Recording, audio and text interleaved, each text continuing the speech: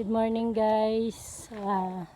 Ngayon pa lang ulit ako mag-video kasi hanggang ngayon guys, so ang dami pa rin namin linisin, ang dami pa rin namin ligpiting mga puno. Papatyenso pa yan guys. Wala pa rin guys kuryente rito sa amin. So ito guys yung mga halaman kong nakaligtas sa bagyo. Yan, buti may mga nakaligtas. Karamihan guys, nabuwala ng mangga. Ano? Yan yung mga halaman kong natira.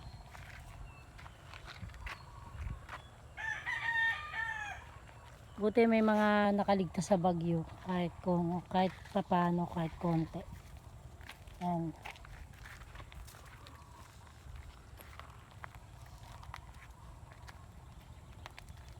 Ang hirap guys ng walang kuryente.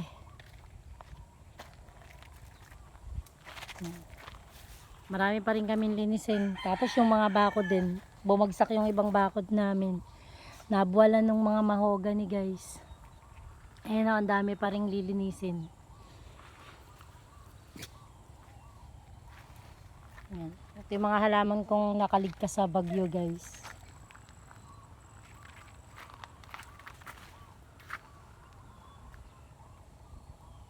Ito guys, mani-mani ito. Kinakain niya ng rabbit. Yung mga mani-mani na yan. Kaya nagtanim ako niyan guys. Oh.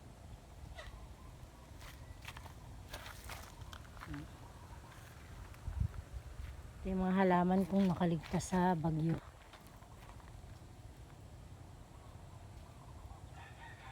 Yung karamihan doon na halaman ko, nadagan na nung puno na yan guys. Ayun o, nadagan na nung nabaling puno na yan.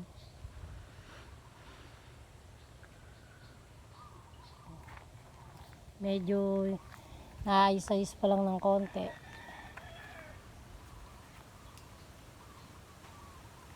Ang dami kasing dahon na sigain. Yan yung mga nakaligtas na halaman guys. Yung mga forever rich ko. Cactus. Yan yung mga ibang halamang nakaligtas sa bagyo guys. Yung mga welcome plant. Buti ito guys, medyo nakalista sa puno. Yung iba yan, no, sira-sira pa rin ng konti. Kasi nakuha ko lang yan dun sa ilalim ng sanga na yan. Marami pa rin guys sa ilalim nung sana meron pa akong makuhang buhay na halaman dun sa ilalim nung sanga ng puno na yan na bumagsak. Ngayon yung mga nakaligtas kong halaman guys.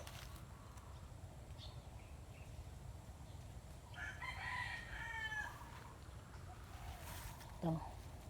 Mga nasa gilid ng bayan. Yung bahay. Mga ano na rin sila. Yan. Kahit pa paano may natira guys na halaman. Magtatanim na lang ulit guys. Ito yung iba kong halaman na nakaligtas sa bagyo.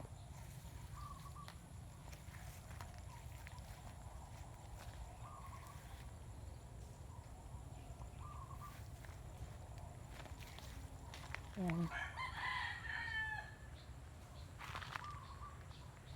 Ang laki nung mga pinsalang iniwan ng bagyo guys. Lalo na sa ibang lugar guys.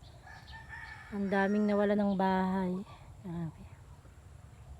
Ito pa yung mga linisin namin guys. Yan. Chechenso pa yan. Tapos yung mga dahon na yan, sisilaban yan. Ayan. Tapos wala pa guys kuryente, kaya mahirap eh.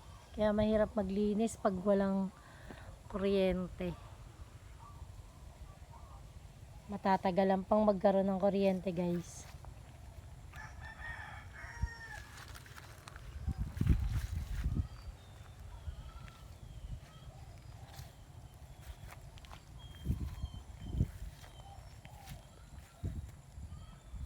Yan.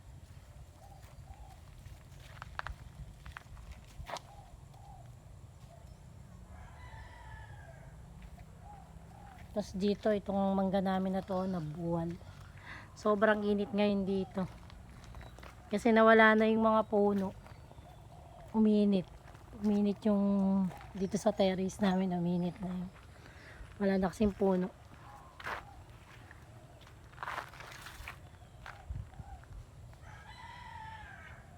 So guys, ayan lang, nag-video lang ako kasi wala pa naman akong, wala kasi guys kuryente rito kaya matagal akong hindi nakapag-video. Tapos ang hirap pang humanap ng mabibiling generator, lagi nagkakaubusan.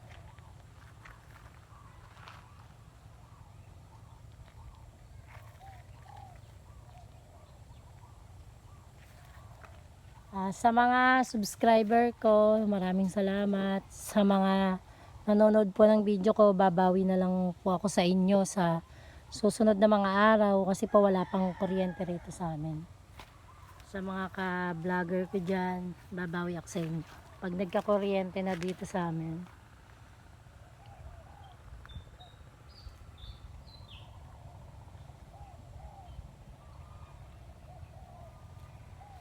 So ayan, pinapakita ko lang sa inyo guys yung halaman kong natira.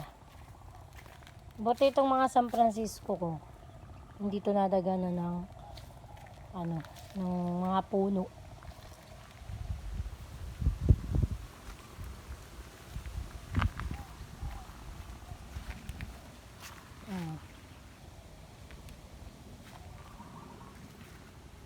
Ito yung mga dragon tail. Ayan, yellow bell, mga buhay pa sila guys. Yung elephant ear, ayan. Buhay pa yung iba guys. Yung mga rose kung bagong tanim guys, na meron naman akong meron namang nakaligtas na konti. Ayun na, tumutubo na siya. Tumutubo na yung rose, nagkakaroon na ng dahon. Ilagyan ko kasi guys ng plastic.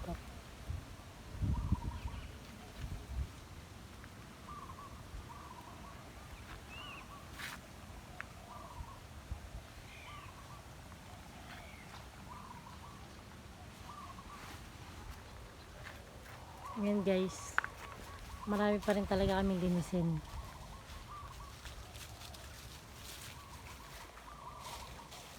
So guys, hanggang dito na lang yung video ko muna.